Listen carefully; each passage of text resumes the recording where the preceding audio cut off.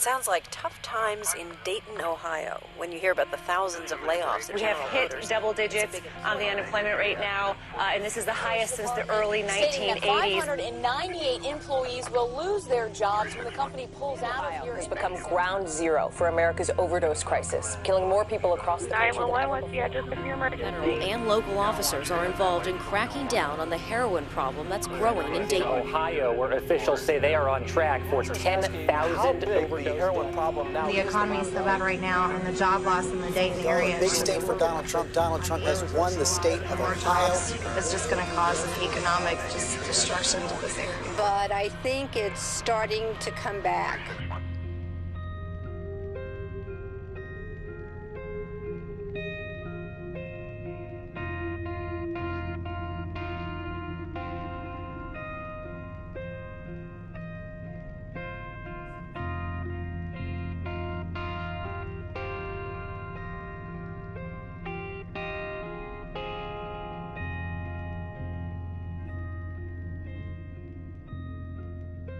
I first came to Dayton as a reporter in 2012. I came back several times in early 2016 for an article I was doing on what was happening in the country's politics that year. The city itself would go for Hillary Clinton. The county it's part of backed Donald Trump, the first time a Republican had won there in 28 years. I've kept coming back to this area because I think Dayton is representative of a whole swath of our country today. We talk a lot about income inequality and the urban-rural divide, but the gaps we're dealing with are also between cities that are absorbing an ever greater share of prosperity, and places like this that are being left behind. Small and mid-sized cities that used to matter a whole lot to what our country invented, made, and aspired to. They don't seem to matter as much now, but they do. They're heavily concentrated in our political battleground states and are at the heart of the national debate about trade and employment. They're ground zero of a drug epidemic that's on pace to claim another 6 lives before this film is over. So how did all this happen in a country that is supposedly at the crest of an economic recovery?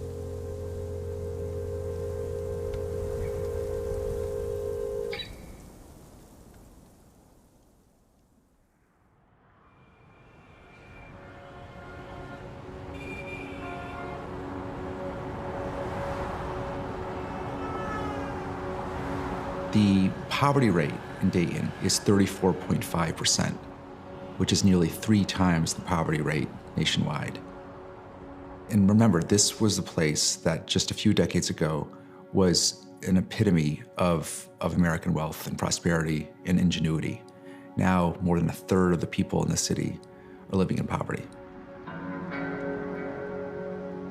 Dayton is a place that believed in you work hard, you play by the rules, and good things will come to your family. And for the past 100 years, until about the Great Recession, that was continuing to happen, right? They believed your child could do better. I'm a product of the American dream. My dad worked at General Motors. He got a good wage. That wage he saved to help send me and my brother to school. My brother is an attorney. I'm the mayor of Dayton, right?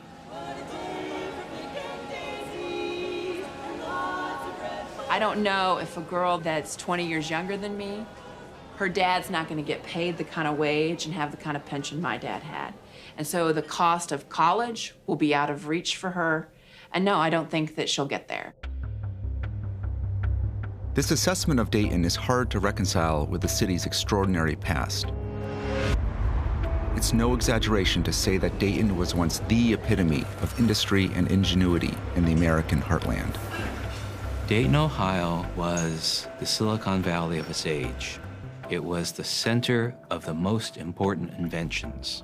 It was the center of aviation, it was the center of automotive inventions, and it was the center of a great many lesser inventions, which collectively brought form to the American 20th century.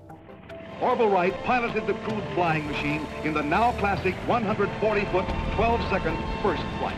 We all know about the Wright brothers, of course, who got their start making bicycles in Dayton. But they weren't alone.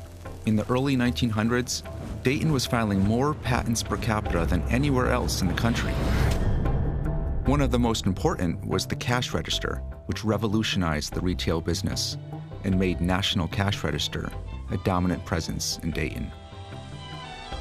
Look at the spirit around here. You feel it anywhere you go in the plant. That NCR family spirit is no bunk. What happened in Dayton was innovation became industry, became General Motors, became Delco, became National Cash Register. There were 70 or 80,000 good-paying union jobs in Dayton, Ohio. When World War II broke out, Dayton's heavy industries retooled for the war effort. Rubber, auto parts, airplane gears, propellers, all indispensable and all manufactured in Dayton. General Motors has pioneered in applying mass production methods to the manufacture of bombers. Bombers to blast the way for our fighting forces. Dayton has a story to tell, the story of a city at war. The war effort raised workers' fortunes across the country, and Dayton was no exception. If you look at the period from roughly the 1930s to the 1970s, you had a period of broad-based prosperity.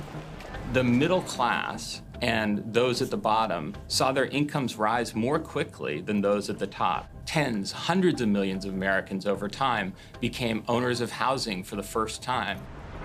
Sensing opportunity, people were pouring into Dayton. Whites from Appalachia and blacks from the Deep South. Dayton is crammed, jammed, every living facility taxed. This is Dayton on a Monday night or a Wednesday night. The retail stores are open, the markets are open, the department stores are open, the banks are open. By 1960, the city's population reached 262,000. And then, sadly, things get ugly fast. In part, it's because a lot of people were terrified of what this racial integration would mean. A lot of the new workers that came to Dayton were black, coming up as part of the Great Migration from the South. And people were not comfortable with their new neighbors. And so we get the first round of white flight. And that means a bunch of things happen, right? One, you're no longer invested in what goes on in the city. So you're consumed quite rationally with making sure that all your tax dollars help your suburban school district. When you hollow a community out of its lawyers, its doctors, its nurses, its teachers, those who hold communities best together, what you're going to see is terribly predictable. The pathologies of urban life consumed communities. And many black families who wanted to move to the suburbs and other parts of town found the door blocked. Banks literally drew lines around neighborhoods to decide which African Americans were going to get loans for which homes. That's what we call redlining. So that an African American who could afford to buy the home where the great school was, or that was close to a park, or et cetera, couldn't. In Dayton, the result was African Americans being largely clustered in West Dayton, where money and resources steadily declined. West Dayton, you had middle-class African-American white families living side by side. Kids who went to school, two-parent homes, a car, you know, the typical house with the two kids, a dog, and a white picket fence. Now we have dilapidated housing. We are losing our hospital. We have lost our business. And that has become the new normal in West Dayton. They dropped it in there. Whoever dropped it in there, who did it? Mike and Willa Strickland and their 6 boys live in West Dayton's hilltop homes. You know where the top is? It's a public housing complex in a crime-ridden neighborhood. Before y'all eat, I need y'all to say y'all prayers. Lord, thank you for the food. Let it be for our nourishment of our body. In Jesus' name, we all pray. Moving here was their best option, despite working 2 jobs. But it was a step up from the homeless shelter they were in before. The shelter was an experience. It was very different because they dealt with the outbreak of like bed bugs and something called scabies that I never knew nothing about, and it's just like really overwhelming. Well, at the time, we just had one income coming into the house, so we could be able to afford it, but it was like we couldn't afford to pay anything else. You know what I'm saying? Take care of the kids. Could you turn it up, please? No. Willa had just started working in customer service for an insurance company. Mike is a line worker at a meat packaging plant. Yeah, my life is different than my parents' life. They was middle class. They both had good, decent jobs. So, my dad, he was a chemist, and my mom, she was a registered nurse. If you already had food, you should have said you had food already before he gave you that. I grew up right here on the west end of town. I moved when I was about 8, so I didn't really kind of grow up my older days here. I moved to Atlanta. Then I came back when I graduated high school. When I came back, it's just like nothing was here. They just tore everything down. Didn't replace now. It's just like a ghost town. So the community is considered to be heavy with poverty. It is no longer attractive for corporate America to invest in. And so people or corporations pull out without any apology, very intentional, and leave the community desperate. The business community's exit from West Dayton can be seen most starkly in a remarkable statistic.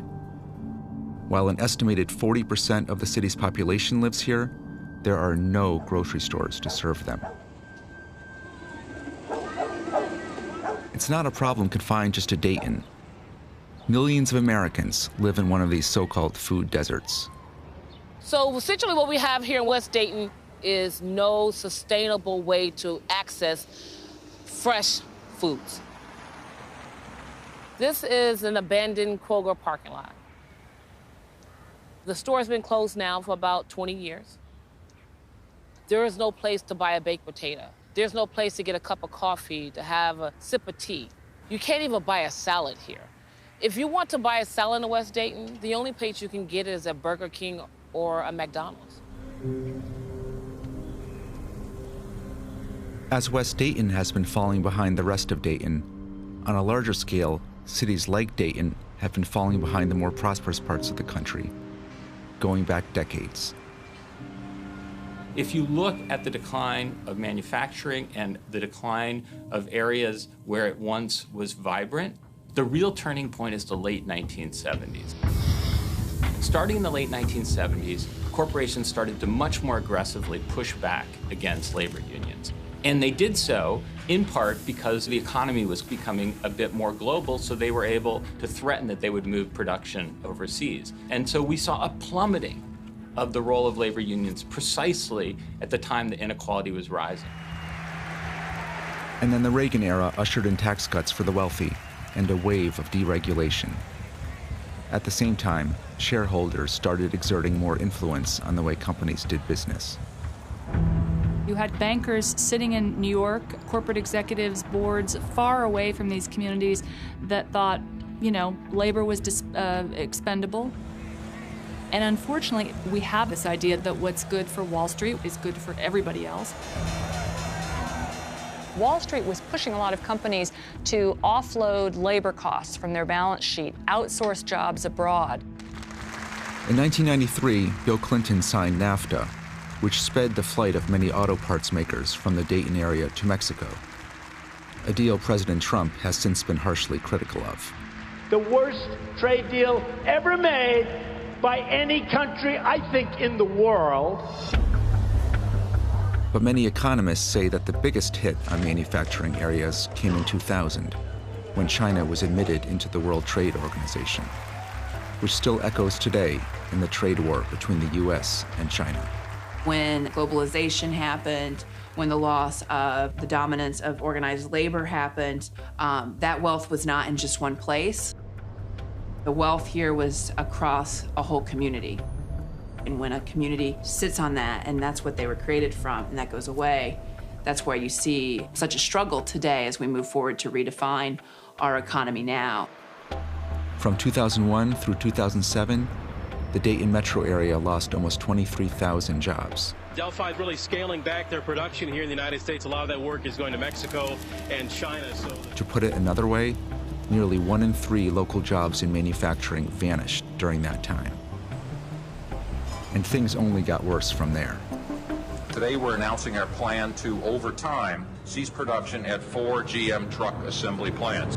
These gas prices, they're not going down. In 2008, GM closed its massive Dayton operation, citing rising gas prices and plunging sales. It sounds like tough times in Dayton, Ohio. GM will close the plant for good later this year, 2 days before Christmas. It was one of the last big auto plants in a town that once had more auto industry jobs than anywhere but Detroit. We produced quite a few GM brands. GMC Envoy, the Isuzu Ascender, Saab, Buick, Oldsmobile. Mexico basically is a shift in strategy. Rodney Brickey was one of more than 2,000 GM workers laid off that day. He'd put in 14 years, starting back when his father worked there. The insurance was pretty much unbeatable, and the wages were pretty high.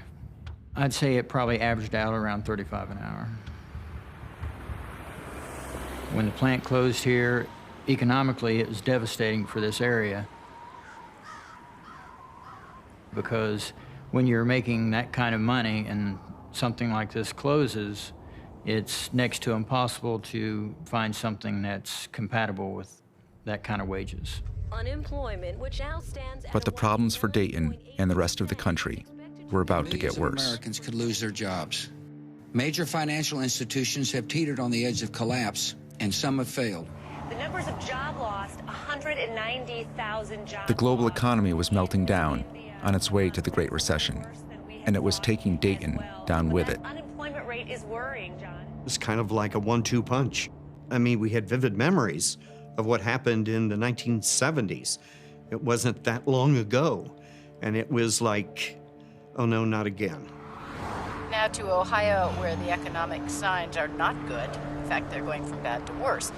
In 2009 came the hardest hit of all, from the company that was more identified with the city than any other, National Cash Register. It's packing up and moving south. The NCR Corporation was Dayton. It had been here forever. To all of us who lived in Dayton, we thought it was going to be here forever. Dayton's only Fortune 500 company, NCR, is headed out and down south. 598 employees will lose their jobs when the company pulls out of here in late September. The company moved to the Atlanta suburbs, where it already had a large operation. The CEO said it had become increasingly hard to recruit people to live and work in Dayton. And Daytonians are mad. We're still mad.